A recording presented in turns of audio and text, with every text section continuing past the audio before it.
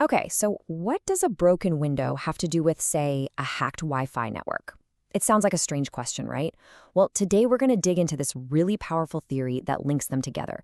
It shows how these tiny little signs of neglect in the real world can actually have massive consequences for us in our digital lives. Let's get into it.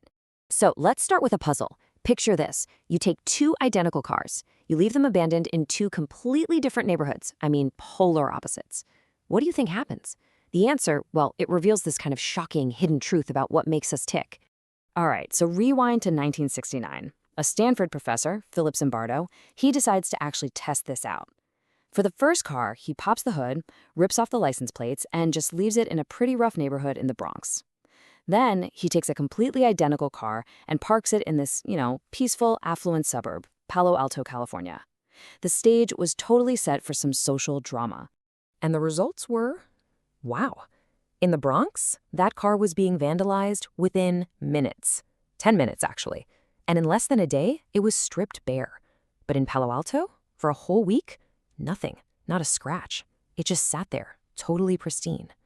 And then, Zimbardo himself takes a sledgehammer and smashes one of its windows. And that one little act, it changed absolutely everything. Okay, so here's how we're going to break this down. First, we'll finish that story of the two cars. Then, we'll get into the actual broken windows theory itself. After that, we'll see how this whole thing applies to cyberspace. And finally, we'll cover how you can mend your own digital windows. All right, let's dive right into that story. The experiment that really kicked all of this off. So, check out how this unfolded. In the Bronx, right, there were already visible signs of disorder, so the car was just seen as fair game. But in Palo Alto, this really clean, orderly place, the car was totally safe. That is, until Zimbardo himself introduced that first broken window.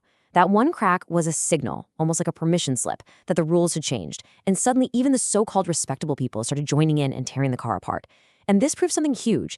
It wasn't really about the people being inherently good or bad. It was all about the environment.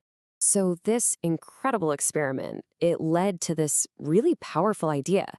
It was later formalized by two criminologists, James Q. Wilson and George L. Kelling, and they gave it a name, the broken windows theory. And honestly, it completely changed how we think about crime and public order. So what is it, really?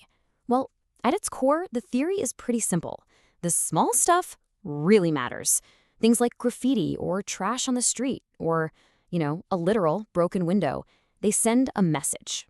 And that message is, hey, nobody's in charge here. No one cares. It signals that breaking the rules probably doesn't have any consequences. It's like this psychological domino effect, right? One tiny sign of neglect, the first domino, tips over. That signals that no one's watching. That creates this sense of anonymity, this feeling that, hey, I can probably get away with stuff here. And that's exactly how these little tiny problems can just snowball into much, much bigger crimes. Now, this whole idea didn't just pop up out of nowhere. It actually has its roots in an earlier concept from architecture called defensible space theory. And the idea here is also pretty straightforward. If you design physical spaces in a way that makes people feel a sense of ownership, they'll naturally start looking out for it, and for each other. It's almost like designing a community that can police itself. So here's a good way to think about the connection. Defensible space theory is like building a really strong fence around your property. Broken windows theory is about going out and fixing that fence the very first time you see a crack in it. It's not just about the initial design. It's all about the constant maintenance.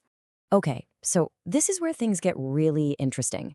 How on earth does a theory about city streets from the 80s have anything to do with our lives today, with cybersecurity and the internet? Well, as it turns out, it applies incredibly well. So let's just ask the question straight up. What is a digital broken window? I mean, if a physical broken window on a building practically invites more vandalism, what's the online version of that? What's that little digital signal that screams, hey, nobody is watching here, come on in? The parallels are actually kind of shocking when you look at them. A website that's been defaced? That's digital graffiti. A network full of old, unused user accounts? That's basically an abandoned digital lot. That software vulnerability you haven't patched? That's a broken streetlight, creating a nice dark corner for attackers to do their thing. And all those spam comments and emails? Just digital litter.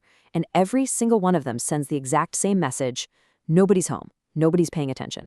And you know what? These digital broken windows are absolutely everywhere. We're talking about outdated software and plugins, weak or default passwords, logs that nobody ever looks at, ignoring those phishing alerts, The list goes on. To us, they might just seem like little chores we'll get to later, but to an attacker, to a hacker, each one is a giant flashing welcome mat. Okay, so this brings us to the most important question, right? What do we do about it? Because understanding the theory is great, but putting it into practice to protect ourselves is what really matters. So let's talk about how we can start mending our own digital windows. And the principle is exactly the same as it is on the street. A clean, well-maintained, orderly digital space discourages attackers. It sends a very clear signal that says, hey, we're on top of things here. You might want to go look for an easier target. So how do you actually do this? Well, first things first, prioritize basic security hygiene. That means patching your software regularly and making sure everyone has strong passwords. Second, you need visibility.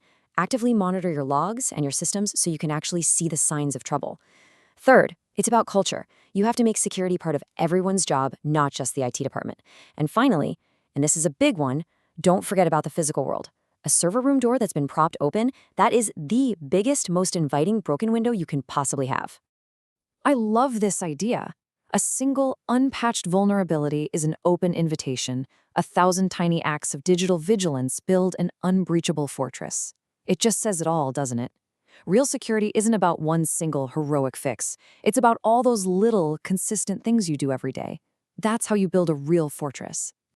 So as we wrap this up, I want you to think about your own digital environment. You know, your phone, your laptop, your online accounts. You're the one who's in charge of it all. And every little bit of neglect is an invitation for trouble. So the real question to leave you with is this. In this world full of infinite digital windows, which one are you going to fix first?